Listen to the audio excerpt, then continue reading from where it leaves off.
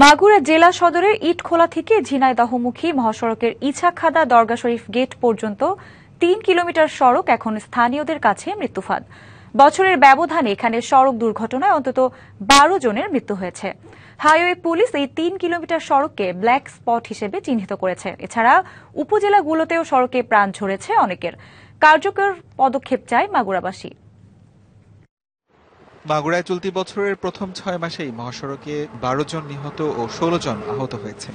এ তথ্য খোদ জেলা হাইওয়ে পুলিশের। ফায়ার সার্ভিস ও মাগুরা সদর হাসপাতাল সূত্র জানায়, উপজেলাগুলোতে আরও অন্তত 18টি প্রাণহানির ঘটনা ঘটেছে। অধিকাংশ ক্ষেত্রেই নিহতরা ছিল 16 থেকে 21 বছরের মোটরসাইকেল আরোহী।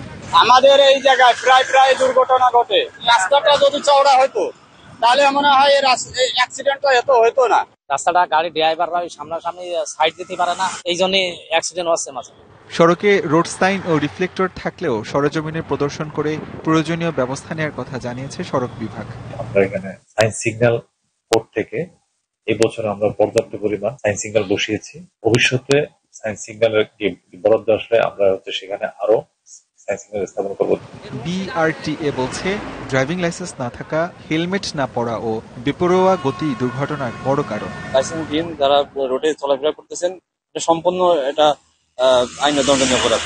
অ্যাক্সিডেন্ট রোধ করা যায় কিভাবে এবং যানজট কিভাবে স্বস্তি আসা যায়, সে থেকে আমরা মাগুরা বিআরটি সার্কেল আমরা কাজ করতেছি।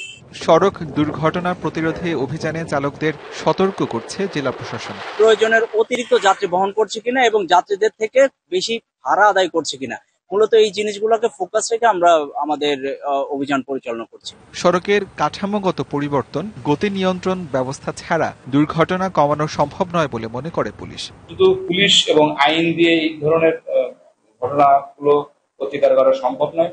সকলকে, সমাজের সকল শ্রেণী পেশার মানুষকে সচেতন হতে হবে এই সড়ক দুর্ঘটনা প্রতিরোধে। সড়কে হতাহতের ঘটনা কমাতে কার্যকর ব্যবস্থা নেওয়ার দাবি স্থানীয়দের। DVC news desk.